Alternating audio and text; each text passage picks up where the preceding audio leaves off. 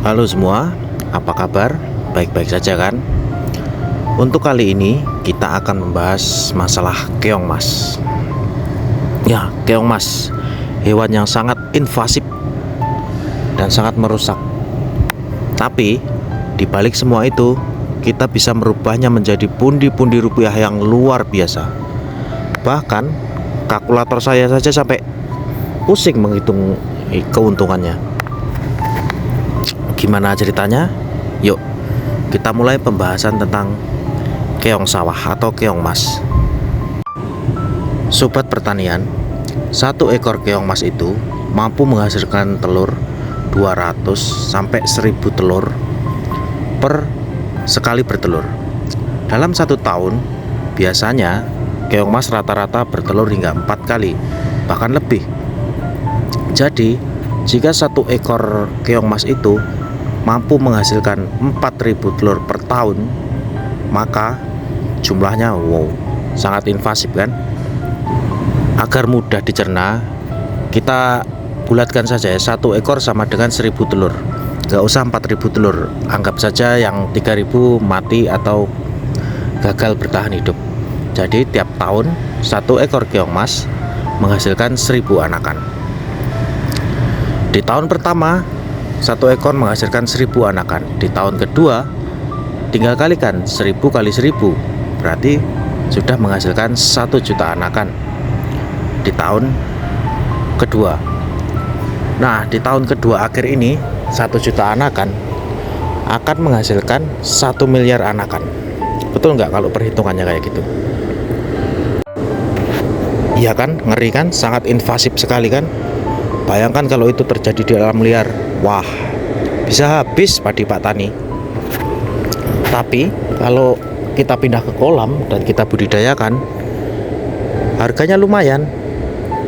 Saya pernah melihat di Facebook, di marketplace, bahwa keong mas ini bisa dikonsumsi, yang harganya per kilo antara 5.000 hingga 15.000 rupiah. Lumayan kan? Setelah 3 tahun kita memiliki bertonton keong mas. Dan seperti yang sudah saya tulis di gambar, kemungkinan kita akan mendapatkan omset segitu. Ya, misalkan walau nggak segitu, misalkan separuhnya lah atau seperempatnya saja, kita udah makmur kalau hidup di desa ya. Mungkin ada yang berpikir, gimana jualnya, apa nggak sulit jual sebanyak itu? Apa bisa dijual? Apa laku? Gimana kalau nggak laku? Ada opsi kedua, gimana kalau keong sawah ternyata nggak laku dijual? Tinggal kita ambil plan B. Plan B, kita jadikan itu keong makanan ternak. Kita giling, kita jadikan pelet untuk makanan bebek atau entok atau ayam. Nah, tinggal kita ternak ayam atau entok atau bebek. Dengan begitu kita bisa memiliki makanan gratis untuk mereka kan. Mungkin bisa dicampur dengan azolla atau daun-daun yang lain. Kalau sudah kita miliki makanan gratis untuk ternak kita, ya kita tinggal mengambil profit dari ternak.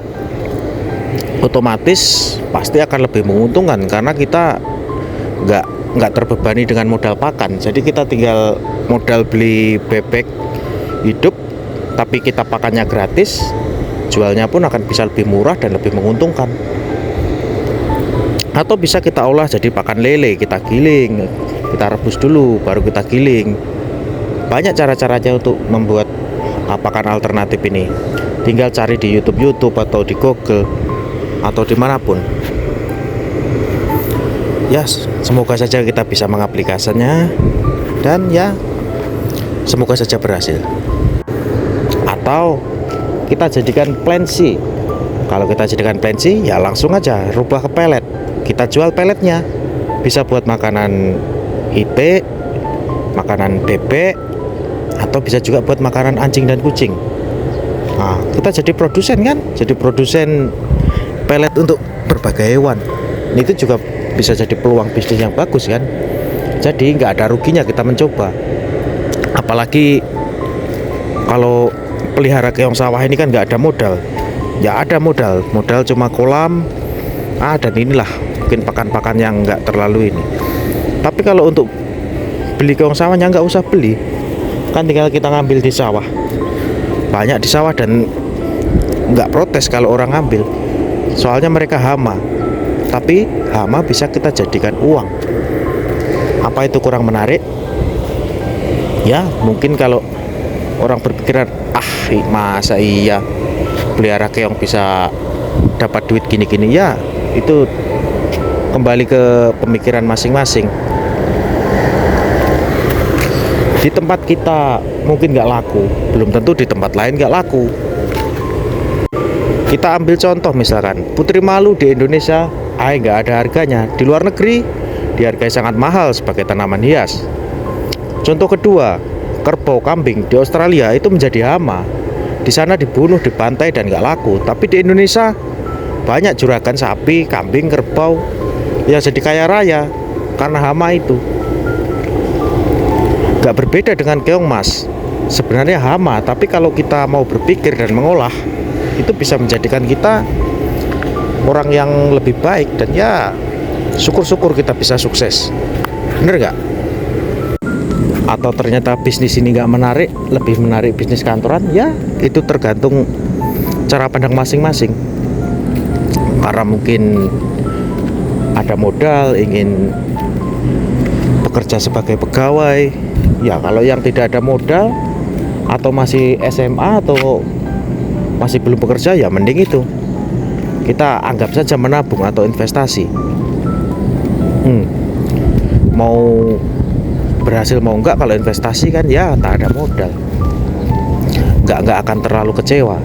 Berbeda dengan kita beternak hewan yang lain, jika ada yang mati, ada yang gagal, itu akan sangat sedih. Tapi kalau keong mas, tinggal ngambil di sawah, kalau gagal kita tinggal ulang lagi.